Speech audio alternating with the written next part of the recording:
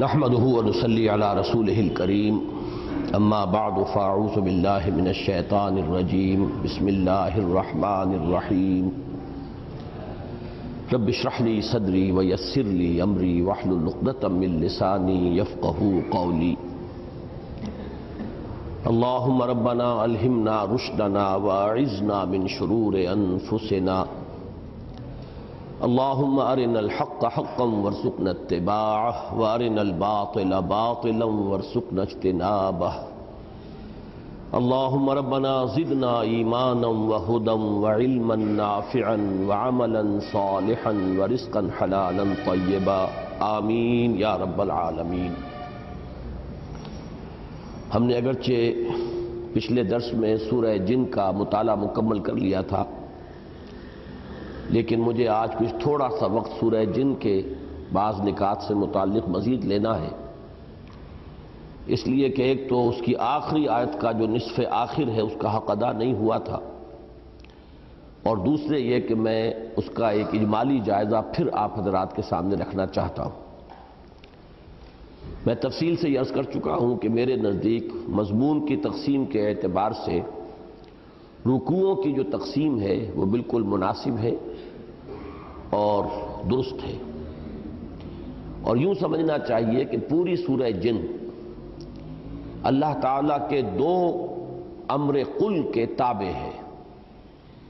سب سے پہلے بھی جو شروع ہوتی ہے قل اوحی الی انہ استمع نفر من الجن فقالوا انا سمعنا قرآنا عجبا، یہ 19 آیتیں چلی آ رہی ہیں، جن میں سے سوائے 2 آیات کے باقی 17 آیات یہ گویا کہ جنات کا کلام ہے کہ جو نقل کیا گیا ہے۔ اس کے بعد جو دوسرا رکوع ہے وہ 9 آیات پر مشتمل ہے، اس کا بھی آغاز پھر امر قل سے ہوا ہے، لیکن ان 9 آیات میں یہ قل کی تکرار جو ہے 4 مرتبہ ہوئی ہے۔ قل یہ کہہ دیجئے، پھر قل یہ بھی کہہ دیجئے، قل، پھر اس کے بعد چوتھی مرتبہ پھر قل۔ اور ان دونوں کے مابین تقسیم یہ ہے کہ پہلے رکوع کا جو اصل مضمون ہے وہ یہ کہ گویا کہ ایک خبر ہے جو غیب سے تعلق رکھتی ہے، اس لیے کہ جنات کا تعلق جو ہے وہ ہمارے لیے وہ مرئی وجود کے حامل نہیں ہے، حضور نے بھی ان کو دیکھا نہیں تھا، بلکہ وحی کے ذریعے سے آپ کو بتایا گیا کہ جنات نے آپ سے قرآن مجید سنا ہے، اور پھر جا کر انہوں نے اپنا تاثر یا اپنا رد عمل اپنی قوم میں ان الفاظ میں بیان کیا ہے۔ تو اے نبی بتا دیجئے انہیں کہ مجھے وحی کے ذریعے سے یہ اطلاع دی گئی ہے، اور یہ ساری اطلاع در حقیقت جو ہے میں نے وہ آیت مبارکہ پچھلی مرتبہ بھی آپ کو سنائی تھی کہ گویا کہ یہ بتایا جا رہا ہے کہ اے قریش، اے سرداران قریش، اگر تم اس قرآن کی ناقدری کر رہے ہو تو اللہ تعالیٰ کی طرف سے اس کے لیے اور راستے کھلیں گے، نہ صرف انسانوں میں بلکہ جنات میں بھی اس کی تبلیغ ہوگی اور اس کا پیغام پہنچے گا، جیسے کہ ایک مقام پر آیا ہے وَإِن يَكْفُرْ بِهَا هَؤُلَاءِ فَقَدْ وَكَّلْنَا بِهَا قَوْمًا لَيْسُوا بِهَا بِكَافِرِينَ۔ اگر یہ لوگ اس قرآن مجید کی اور ہمارے نبی صلی اللہ علیہ وسلم کی دعوت کی ناقدری کر رہے ہیں تو اللہ تعالیٰ نے اور قوموں کو اس کے لیے معین کیا ہوا ہے، فَقَدْ وَكَّلْنَا بِهَا قَوْمًا لَيْسُوا بِهَا بِكَافِرِينَ، وہ اس کی ناقدری نہیں کریں گے، اس پر ایمان لائیں گے، اس کی پوری قدر کریں گے اور اس سے پورے طور پر مستفید ہوں گے۔ تو یہ معاملہ نہ صرف انسانوں میں بلکہ جنات تک میں ہے۔ پس منظر میں تو وہی ہے رد و قدح اور جو کفر اور اسلام کی کشمکش تھی، اور حضور صلی اللہ علیہ وسلم اور آپ کے جو معاندین اور مخالفین تھے سرداران قریش میں سے، ان کے مابین جو کشاکش جاری تھی، اس پس منظر میں پہلی بات تو پہلے رکوع کے حوالے سے بتائی گئی کہ اگر تم لوگ ایمان نہیں لا رہے ہو تو اور ہیں اللہ تعالیٰ کی مخلوقات میں سے نہ صرف انسان بلکہ جن بھی جو ایمان لا رہے ہیں، اور یہ پیغام پھیل رہا ہے۔ دوسرے رکوع میں وہی جو کشمکش ہے یا کشاکش ہے وہ اپنی پوری شدت کے ساتھ سامنے آتی ہے، اس لیے کہ اس میں پہلا رکوع ختم ہوا اس آیت پر وَأَنَّهُ لَمَّا قَامَ عَبْدُ اللَّهِ يَدْعُوهُ كَادُوا يَكُونُونَ عَلَيْهِ لِبَدًا، کہ جنات نے اپنی قوم کو یہ خبر بھی دی کہ ہم یہ عجیب منظر دیکھ کر آئے ہیں کہ اللہ کا بندہ یعنی محمد صلی اللہ علیہ وسلم جب کھڑے ہوتے ہیں اور مسجد حرام میں کھڑے ہوتے ہیں، اللہ کے گھر میں کھڑے ہوتے ہیں اس کو پکارنے کے لیے، اس سے دعا کرنے کے لیے، نماز پڑھنے کے لیے، تو وہ جو قریش ہیں، مکے کے رہنے والے لوگ، وہ ان کے اوپر ہجوم کرتے ہیں، پل پڑتے ہیں، ٹوٹ پڑتے ہیں، گویا کہ وہ ٹکا بوٹی کر دیں گے۔ یہ نقشہ دیکھ کر آئے ہیں۔ تو یہی در حقیقت پس منظر میں ہے پورے دوسرے رکوع کے کہ اے نبی ان سے کہہ دیجئے، جیسا کہ آپ دیکھ رہے ہیں، وہ کچھ یاد بھی ہوگا آپ کو، قل انما ادعو ربی ولا اشرک بہ احدا، اے نبی کہہ دیجئے ان سے، میں تو اپنے رب ہی کو پکارتا ہوں، میں ہرگز اس کے ساتھ کسی کو شریک نہیں کروں گا۔ یہ سارا انداز جو ہے یہ گویا کہ بہت ہی فرملی اپنے موقف پر مضبوطی سے جم کر، ان کی مخالفت سے بے پرواہ ہو کر ان کو ان کے کان کھول دیجئے، انہیں سنا دیجئے کہ میں نے تو یہ راستہ اختیار کیا توحید کا، انما ادعو ربی ولا اشرک بہ احدا قل انی لا املک لکم ضرا ولا رشدا۔ باقی یہ کہ تم اگر کہتے ہو کہ میں عذاب کیوں نہیں لے آتا، اور اگر تمہاری طرف سے مطالبہ ہوتا ہے تمسخر کے انداز میں کہ اگر تم واقعی اللہ کے رسول ہو، ہم نے تمہاری تکذیب کی ہے، ہم نے تمہاری توہین کی ہے، تو عذاب کیوں نہیں آتا؟ تو فرما دیجئے مجھے کوئی اختیار حاصل نہیں ہے، نہ میں تمہاری ہدایت پر قادر ہوں کہ تمہیں ہدایت دے دوں، اور نہ میں تمہارے لیے کسی نفع کسی نقصان کا مجھے اختیار حاصل ہے۔ قل انی لن یجیرنی من اللہ احد ولن اجد من دونہ ملتحدا، کہہ دیجئے اے نبی کہ میرا تو ایک فرض منصبی ہے، الا بلاغا من اللہ ورسالاتہ، یہ تبلیغ اور اللہ کے پیغامات کو تم تک پہنچا دینا یہ فرض منصبی ہے، یہ مجھے ہر صورت ادا کرنا ہے۔ تم رد کرتے رہو، استہزاء کرتے رہو، تمسخر کرتے رہو، مذاق اڑاتے رہو، جو چاہو کرو، تم میرے خلاف کوئی اقدام کرو، تم مجھے کوئی نقصان پہنچاؤ، جو چاہو کرو، لیکن مجھے تو بہرحال اپنا یہ فرض جو ہے ادا کرنا ہے، اس لیے کہ اس کے بغیر اگر بالفرض یا بفرض محال اگر میں اس فرض کی ادائیگی میں کوتاہی کروں یا اس سے دستکش ہو جاؤں تو پھر مجھے اللہ کی پکڑ سے بچانے والا کوئی نہیں ہوگا، اور کہیں مجھے کسی جگہ پر سر چھپانے کے لیے اور پناہ لینے کے لیے جگہ نہیں ملے گی۔ یہ پورا انداز بتا رہا ہے کہ بہت ہی یہاں چونکہ وہ کشاکش کی شدت کا منظر ہے، لہذا یہاں 4 مرتبہ قل قل یہ کہہ دیجئے، یہ بھی کہہ دیجئے، ان کے کان کھول دیجئے، اس بات کی وضاحت بھی کر دیجئے۔ یہ تو ان 2 رکوعوں کے مضامین کے درمیان جو ایک اسلوب کا فرق ہے، پس منظر اگرچہ ایک ہی ہے، وہی کشاکش، وہی تصادم، وہی رد و قدح، لیکن پہلے رکوع میں صرف ایک خبر دی جا رہی ہے کہ تم اگر ایمان نہیں لا رہے ہو، میری مخالفت پر کمر کسے ہوئے ہو، تو دیکھو اللہ تعالیٰ نے مجھے اطلاع دی ہے وحی کے ذریعے سے کہ جنات کی ایک جماعت نے قرآن سنا اور وہ اس درجے قدردان ہوئے اس کلام کے کہ فوراً وہ اپنی قوم کے پاس گئے اور انہوں نے اعلان کیا کہ ہم نے تو ہدایت کے راستہ جو ہے اس کو اختیار کر لیا ہے، ہم شرک کے اندر مبتلا تھے، ہم طرح طرح کے مغالطوں میں مبتلا تھے، ہم ان سب سے تائب ہو کر اب توحید کے راستے کو ہم اختیار کر رہے ہیں۔ تقابل کرو ذرا، سائملٹینیس کنٹراسٹ، کہ یہ حال ان کا ہے اور وہ حال تمہارا ہے، اور دوسرے میں وہ جو کشاکش ہے جیسا کہ میں نے عرض کیا بہت شدید ہے۔ البتہ ایک اور نقطہ جو میں نے عرض کیا تھا وہ یہ کہ جیسے کہ اور بہت سے مقامات پر اس کی مثال ہے، ایک خاص کلام میں اللہ تعالیٰ کی طرف سے بھی تضمین آ جاتی ہے۔ چنانچہ پہلے رکوع میں ساری گفتگو جو ہے وہ جنات کی چل رہی ہے، 19 میں سے 17 آیات جو ہیں وہ جنات کی گفتگو کی گویا کہ اطلاع پر مشتمل ہے کہ یہ بات انہوں نے کہی، یہ بات انہوں نے کہی، اور یہ بھی کہا، اور یہ بھی کہا، اور یہ بھی کہا۔ البتہ 2 آیات درمیان میں آئی ہیں، وہ 2 آیتیں جو ہیں وہ تضمین ہے اللہ تعالیٰ کی طرف سے۔ نمبر 1 یہ کہ وَأَن لَوِ اسْتَقَامُوا عَلَى الطَّرِيقَةِ لَأَسْقَيْنَاهُم مَاءً غَدَقًا، جب جنات کا یہ قول نقل ہوا کہ جو لوگ ایمان لے آئیں گے، اسلام کے روش اختیار کریں گے، تو انہوں نے تو گویا کہ کامیابی کی راہ تلاش کر لی، کامیابی انہوں نے حاصل کر لی۔ وَأَمَّا الْقَاسِطُونَ فَكَانُوا لِجَهَنَّمَ حَطَبًا، اور یہ جو ناانصافی کرنے والے وہ تو جہنم کا ایندھن بن کر رہیں گے۔ اب یہاں ان کے قول کے ساتھ ہی اللہ تعالیٰ نے مزید اضافہ کرتے ہوئے تضمین فرمائی، وَأَن لَوِ اسْتَقَامُوا عَلَى الطَّرِيقَةِ لَأَسْقَيْنَاهُم مَاءً غَدَقًا، اگر یہ لوگ اس شاہراہ پر قائم رہتے۔ میں نے پہلی مرتبہ پچھلے درس میں اس میں مجھ سے غلطی ہوئی ہے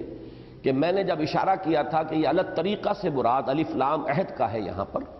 اور یہاں پر ظاہر بات ہے کہ وہ معہود جو ہے جس چیز کا ذکر کیا جا رہا ہے وہ عہد الست ہے۔ وہاں میری زبان سے نکل گیا تھا کہ جو ارواح انسانی سے بھی لیا گیا تھا، الست بربکم قالوا بلی،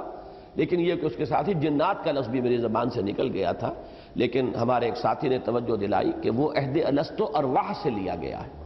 اور وہ ارواح کا تعلق جو ہے وہ صرف انسانوں کے ساتھ ہے۔ جنات سے کوئی عہد لیا گیا کبھی کسی مرحلے پر کوئی عالم غیب میں ہمارے علم میں نہیں ہے، قرآن مجید میں اس کا تذکرہ نہیں ہے۔ ویسے بھی اس آیت میں میرے خیال میں ذکر جو ہو رہا ہے، اور بہت سی روایات وہ بھی بیان ہونے سے رہ گئی تھیں، اس سے یہ معلوم ہوتا ہے کہ مکہ مکرمہ میں شدید قحط پڑ چکا تھا۔ جیسے کہ قاعدہ ہے جو کئی مرتبہ میں نے بیان کیا ہے، اللہ تعالیٰ جب بھی کسی رسول کو مبعوث فرماتا تھا تو لوگوں کو جگانے کے لیے چھوٹے چھوٹے عذاب بھیجنے شروع کر دیتا تھا۔ وَلَنُذِيقَنَّهُم مِّنَ الْعَذَابِ الْأَدْنَىٰ دُونَ الْعَذَابِ الْأَكْبَرِ، اس بڑے عذاب استیصال، وہ عذاب کے جو قوموں کو ہلاک کر دیتا تھا، ختم کر دیتا تھا، نسیہ منسیہ کر دیتا تھا، اس سے پہلے اللہ تعالیٰ چھوٹی چھوٹی تکلیفیں، چھوٹے چھوٹے مصائب، چھوٹے چھوٹے عذاب بھیجتا تھا تاکہ یہ جاگیں، ہوش میں آئیں۔ اس لیے کہ جب عیش ہو، آرام ہو، ہر شے کی کثرت ہو، آرام سے زندگی گزر رہی ہو، آسائشیں ہو، تو غفلت زیادہ طاری ہو جاتی ہے۔ اگر کچھ تکلیف ہو، کچھ بھوک ہو، کہیں کوئی کسی حیثیت سے کوئی انسان کے لیے مضرت اور نقصان دہ معاملات ہو رہے ہیں تو آدمی جاگتا ہے، ہوش میں آتا ہے۔ تو یہ تو ہمیشہ سے سنت اللہ رہی ہے رسولوں کے باب میں، جب بھی کسی رسول کو بھیجا تو اس طرح کے چھوٹے چھوٹے عذاب، چھوٹی چھوٹی تکالیف، تاکہ لوگ ہوش میں آئیں اور کان سنیں۔ میری سنو جو گوش حقیقت نیوش ہو، تو تاکہ لوگوں کے گوشت جو ہے وہ حقیقت نیوش بن جائیں، سننے کے لیے آمادہ ہو جائیں۔ اور بہت سی روایات سے یہ ثابت ہوتا ہے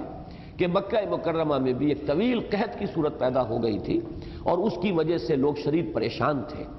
اس وقت میں اس پس منظر میں یہ آیت نازل ہوئی ہے، وَأَن لَّوِ اسْتَقَامُوا عَلَى الطَّرِيقَةِ لَأَسْقَيْنَاهُم مَّاءً غَدَقًا، اگر یہ اس طریق پر، اس شاہراہ توحید پر قائم رہتے تو ہم انہیں پلاتے پانی، خوب سیراب کرتے، ہم انہیں جل تھل کر دیتے۔ اگرچہ یہ بھی لِنَفْتِنَهُمْ فِيهِ، یہ بھی فتنے کے لیے، آزمائش کے لیے ہوتا، جیسا کہ اس کی تفصیل میں بیان کر چکا ہوں، اس لیے کہ دنیا کی زندگی میں تو اونچ ہو یا نیچ ہو، چاہے کشادگی ہو چاہے تنگی ہو، چاہے راحت ہو اور چاہے تکلیف ہو، یہ تمام کیفیات جو ہیں آزمائش کے لیے ہیں۔ اس لیے کہ دنیا کی زندگی کا فلسفہ یہ ہے کہ خلق الموت والحیات لیبلوکم ایکم احسن عملا لنفتنہم فیہ ومن یعرض عن ذکر ربہ یسلکہ عذابا صعدا، اور جو کوئی بھی اپنے رب کے ذکر سے منہ موڑے گا، اور ذکر سے مراد یہاں پر یہی قرآن مجید ہے، جو اس کو قبول کرنے سے انکار کرے گا، اس کی تصدیق نہیں کرے گا، تو اس کے لیے تو ہم چلائیں، وہ چلائے گا پروردگار اس کو اس عذاب پر کہ جو چڑھائی والا عذاب ہے، چڑھتا عذاب ہے، جس میں دن دونی رات چوگنی ترقی ہوتی چلی جائے گی۔ یہ دو آیات تو تضمین پر مشتمل ہیں، جو اللہ تعالیٰ کی طرف سے ایک بات آئی ہے تبصرتاً۔ باقی پہلے رکوع کی 19 آیات میں سے 17 آیات یہ در حقیقت اللہ تعالیٰ نے جنات کے کلام کو نقل فرمایا ہے کہ اے نبی یہ باتیں بتا دیجئے ان قریش کو کہ مجھے وحی کے ذریعے سے یہ اطلاع دی گئی ہے۔ اسی طرح دوسرے رکوع کے آخر میں بھی وہ ساری رد و قضا جو ہے کہ اے نبی ان سے یہ کہہ دیجئے، یہ کہہ دیجئے، یہ فرما دیجئے، آخر میں جو 2 آیتیں آئی ہیں وہ بھی تضمین پر مشتمل ہیں۔ آخری بات جو حضور سے کہلوائی گئی تھی وہ یہ تھی، قل ان ادری قریب ما توعدون ام یجعل له ربی امدا عالم الغیب فلا یظہر علی غیبہ احدا، اے نبی ان سے کہہ دیجئے کہ مجھے کچھ معلوم نہیں ہے، میں نہیں جانتا کہ جس عذاب کی تمہیں خبر دی جا رہی ہے، دھمکی دی جا رہی ہے، آیا وہ قریب ہے یا ابھی میرا پروردگار اس میں کچھ مہلت دے گا، کچھ لمبی جو ہے اس کے اندر ابھی مدت جو ہے اسے دراز کرے گا۔ اس لیے کہ کل غیب کا جاننے والا صرف وہی ہے، اور وہ اپنے غیب پر مطلع نہیں فرماتا مگر اپنے نبیوں میں سے جسے چاہے۔ اب یہاں پر گویا کہ حضور صلی اللہ علیہ وسلم سے جو بات کہلوائی جا رہی تھی وہ تو یہاں پر ختم ہوئی۔ آخری 2 آیات یہاں پھر تضمین پر مشتمل ہے، الا من ارتضی بالرسول فانہ یسلک من بین یدیہ ومن خلفہ رصدا، سوائے اپنے رسولوں میں سے جس کو اللہ پسند فرما لیتا ہے تو اس کے آگے اور پیچھے وہ پہرا لگا دیتا ہے، پہرے دار بھیجتا ہے، لِيَعْلَمَ أَنْ قَدْ أَبْلَغُوا رِسَالَاتِ رَبِّهِمْ، تاکہ وہ جان لے، دیکھ لے، یہ بات مبرہن ہو جائے، قطعی طور پر ثابت ہو جائے کہ انہوں نے اپنے رب کے پیغامات کو پہنچا دیا جیسے کہ پہنچانے کا حق تھا۔ اس لیے کہ اسی کے بعد سوال پیدا ہوتا ہے کہ اگر کوئی وہ رد کر رہے ہیں اتمام حجت کے باوجود، تو پھر ان کو ہلاک کیا جائے گا، ان پہ وہ آخری عذاب جو ہے وہ بھیجا جائے گا۔ وَأَحَاطَ بِمَا لَدَيْهِمْ وَأَحْصَىٰ كُلَّ شَيْءٍ عَدَدًا، اور اللہ تعالیٰ نے احاطہ کیا ہوا ہے، گھیراؤ کیا ہوا ہے ان تمام چیزوں کا جو ان کے پاس ہیں، ان کے سامنے ہیں، اور اس نے گنتی کر رکھی ہے ہر شے کی، پوری گنتی کر کے، جس کو آپ انگریزی میں کہتے ہیں اس کے پاس مکمل انوینٹری ہے۔ اس کا تعلق در حقیقت اس آیت کے ساتھ ہے جو اس دوسرے رکوع کے درمیان میں آئی ہے کہ حتیٰ اذا رأوا ما یوعدون، جب وہ دیکھیں گے وہ شے جس کا کہ ان کو دھمکی دی جا رہی ہے، جس کا وعدہ دیا جا رہا ہے، یعنی عذاب، فسیعلمون، اس وقت وہ جان لیں گے، من اضعف ناصرا واقل عددا، کون ہے کہ جو اپنے مددگاروں کے اعتبار سے کمزور تر ہے، اور کون ہے کہ جس کی نفری کم ہے، جو تعداد میں کم ہے۔ اس میں در حقیقت وہ جو دھمکی دیا کرتے تھے قریش حضور صلی اللہ علیہ وسلم کو کہ محمد تمہارے پاس نہ مال ہے، نہ ساز و سامان ہے، نہ کوئی نفری ہے، نہ جتھا ہے، نہ تمہاری کوئی چوپال ہے، نہ کوئی بڑی بیٹھک ہے، نہ لوگ تمہارے پاس ہم نشینی کا شرف حاصل کرنے کے لیے آتے ہیں، تمہارے ارد گرد جمع بھی ہیں، تو وہ ہمارے طبقے کے گرے پڑے طبقات کے لوگ ہیں، ہمارے معاشرے کے غلام ہیں، یہ ہے فلاں ہے، یہ خباب الارت ہے، یہ لوہار ہے، یہ فلاں ہے، تو تم ہمارا مقابلہ کیسے کرو گے؟ کیسے تمہیں یہ احساس ہوتا ہے کہ تم کھڑے ہوئے ہو ڈٹے ہوئے اپنے مقام پر؟ تو یہ جو ان کی طرف سے بار بار بات آتی تھی، اور میں نے اس کے لیے آج یہاں نوٹ کیا ہے کہ یہ بات تفصیلاً آئی ہے سورہ مریم میں۔ سورہ مریم کی آیات 73 تا 75 میں آپ کو پڑھ کر سنا رہا ہوں۔ وَإِذَا تُتْلَىٰ عَلَيْهِمْ آيَاتُنَا بَيِّنَاتٍ، جب انہیں ہماری آیات بینات پڑھ کر سنائی جاتی ہیں، قَالَ الَّذِينَ كَفَرُوا لِلَّذِينَ آمَنُوا، تو کہتے ہیں وہ لوگ جنہوں نے کفر کیا ان سے جو ایمان لائے، أَيُّ الْفَرِيقَيْنِ خَيْرٌ مَّقَامًا وَأَحْسَنُ نَدِيًّا، دونوں گروہوں میں سے کون ہے جس کا مقام اور مرتبہ بھی بہتر ہے، اور جن کی جو مجلس ہے وہ بھی بہت ہی اعلیٰ ہے۔ ہمارے پاس ایک تم ہو کہ تمہارے پاس جو لوگ آتے بھی ہیں وہ پھٹے حال، غریب،